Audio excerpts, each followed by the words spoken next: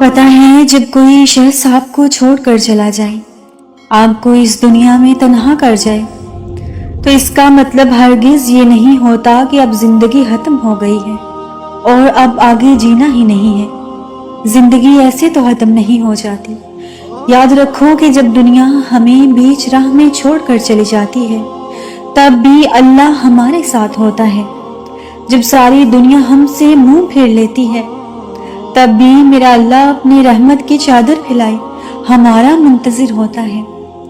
تو یہ زندگی کسی کے لیے نہیں تو اپنے رب کے لیے تو جینی ہے نا۔ کیوں نہیں سمجھتے ہیں آپ کہ اللہ نے ہر چیز کا وقت مقرر کر رکھا ہے، ہر چیز کا، ہر بات کا ایک حقیقت جو اللہ آپ پر واضح کرتا ہے لوگوں کی، اور وہ حقیقتیں واضح کر کے ان لوگوں کو تم سے دور کر دیتا ہے۔ تو ان باتوں پر اللہ سے گلہ کرنا نہیں بنتا، کیونکہ اللہ نے آپ کو ان کی حقیقتیں دکھائیں جو کہ مستقبل میں آپ کے سکون کو چھین لیتی۔ تو مانگو اپنے رب سے کہ اے میرے رب، میرے دل کو تسکین عطا فرما۔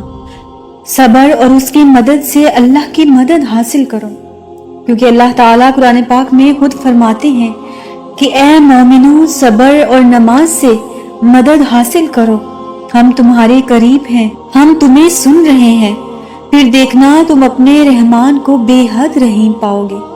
آزمائش تو پھر من پسند چیزوں سے ہی شروع ہوتی ہے نا، آپ کی من چاہی چیزوں سے۔ اور جب ہم رو کر اللہ سے کسی ایسے شخص کو مانگتے ہیں جس کا ملنا ہمیں ناممکن نظر آ رہا ہوتا ہے، اور جب کوئی تمہیں تکلیف میں اکیلا چھوڑ کر چلا جائے، تمہیں تنہا کر دے، تو جان لو کہ اللہ تمہارے کام کا ذمہ خود لینا چاہتا ہے۔ وہ اللہ خود تمہیں تمہارے معاملات کو حل کر کے دینا چاہتا ہے۔ قرآن میں تو اللہ تعالیٰ اس بارے میں خود فرماتے ہیں، اور تمہاری حمایت اور مدد کے لیے صرف اللہ ہی کافی ہے۔ تو یہ آیت کیا آپ کے لیے کافی نہیں ہے؟ دکھ اور تکلیف میں صرف اپنے اللہ کو یاد کیا کرو، اس کو بتایا کرو، اس یقین کے ساتھ کہ وہ سنے گا بھی اور جواب بھی دے گا، وہ درد کو محسوس بھی کرے گا اور اس کا مداوع بھی کرے گا۔ تو بس اپنے رب پر بھروسہ کرنا سیکھو، صبر کرنا سیکھو، اور جب تم صبر کرو گے نا تو اللہ تعالیٰ تمہارے لیے خود راستے بنائے گا۔ اللہ تعالیٰ نے خود یہ فرمایا ہے نا کہ وہ صبر کرنے والوں کے ساتھ ہے، اور صبر کرنے والوں کو میرا رب کہتا ہے خوشخبری سنا دو۔ تو اس سے زیادہ خوشی کی بات کیا ہے، حوصلے کی بات کیا ہے تمہارے لیے کہ اللہ تعالیٰ خود تمہیں خوشیوں کی نوید سنا رہا ہے۔ انسان جب اللہ پر آنکھیں بند کر کے یقین کرتا ہے نا تو اللہ تعالیٰ اسے کبھی بھی مایوس نہیں لوٹاتا۔ یہ حقیقت ہے کہ اللہ لوگوں پر ہرگز ظلم نہیں کرتا، لوگ خود اپنے آپ پر ظلم کرتے ہیں۔ اللہ تعالیٰ قرآن پاک میں ارشاد فرماتا ہے کہ اللہ کسی کو اس کی جان سے زیادہ بوجھ نہیں دیتا ہے۔ اللہ تعالیٰ قرآن پاک میں ارشاد کرتے ہیں کہ اللہ تو ہرگز بھی بندے پہ ظلم نہیں کرتا، یہ بندے ہی ہیں جو اپنی جانوں پر خود ظلم کرتے ہیں۔ تو اپنے رب سے دوستی کر لو، یہی وہ ذات ہے جو کبھی آپ کو تنہا نہیں چھوڑتی ہے۔ اللہ تعالیٰ نے تمہارے نصیب میں پورا باغ لکھ رکھا ہو، تمہارے نصیب میں اللہ تعالیٰ نے بیش بہا نعمتیں لکھ رکھی ہوں۔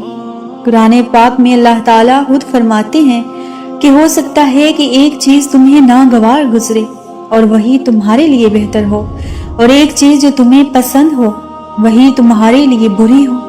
تو اس لیے اپنے رب پر بھروسہ کرو، بے شک وہ کچھ جانتا ہے جو تم نہیں جانتے ہو۔ تو جب اللہ تعالیٰ آپ کی زندگی سے کوئی چیز یا کوئی شخص چھین لیتا ہے نا تو بس اپنے رب پر اتنا یقین رکھو، کیونکہ ایک دن اللہ تعالیٰ آپ کو اس سے بھی بہتر عطا کرے گا۔ جو اللہ نے تم سے چھین لیا ہے نا تو میری بات لکھ لو، وہ کبھی بھی تمہارے حق میں بہتر نہیں تھا۔ جس شخص کو اللہ نے تم سے دور کر دیا ہے نا وہ تمہارے لیے ٹھیک نہیں تھا۔ اس کی دو صورتیں ہو سکتی ہیں کہ یا تو یہ تم پر آزمائش ہو سکتی ہے یا تم پر یہ ایک بہت بڑی مصلحت۔ تو اپنے رب کی مصلحتوں کو سمجھو اور سب کچھ اس کے سپرد کر دو، اور جس معاملے کو ہم اللہ کے سپرد کر دیتے ہیں نا اللہ تعالیٰ اس پر کن فرما دیتا ہے، اور اس پر بار بار سوچنا ایمان کی کمزوری ہے۔ اس بات پر بار بار یقین کا ڈگمگانا بھی آپ کے ایمان کی کمزوری ہے۔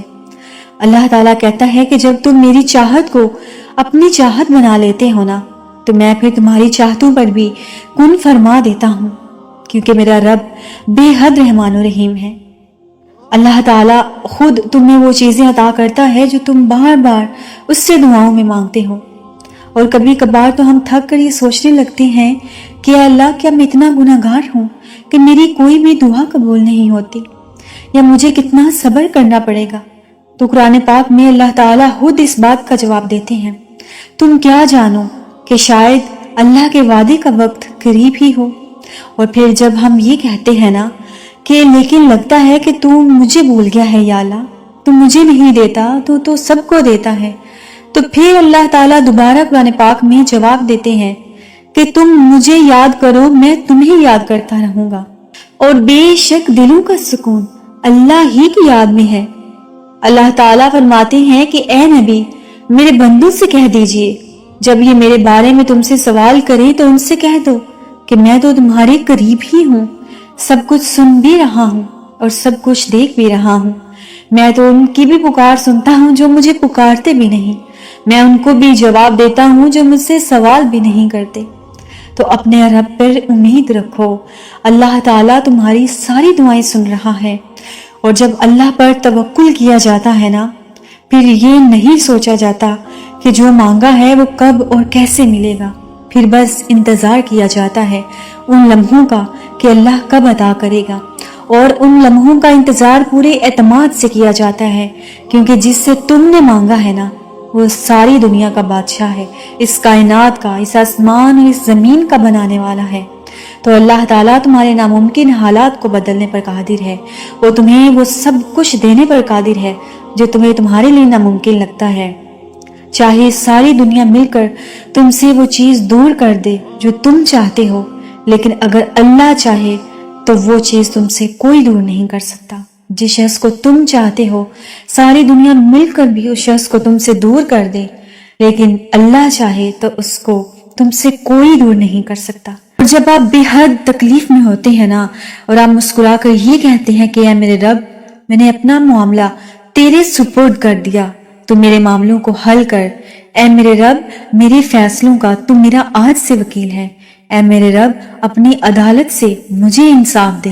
اے میرے رب، اپنے خزانوں سے مجھے اس شخص کو عطا کر دے۔ اس لیے اپنے رب سے مانگا کرو، وہ میرا رب دینے پر قادر ہے۔ ساتویں آسمان تک تمہاری دعائیں پہنچ جاتی ہیں، ٹوٹے ہوئے دل سے نکلی ہوئی ایک ہاں کبھی بھی رائے گاہ نہیں جاتی، اور جب معاملہ اللہ کے سپرد کر دیا جاتا ہے نا، تو پھر ان معاملوں میں کوئی بھی گنجائش باقی نہیں رہتی۔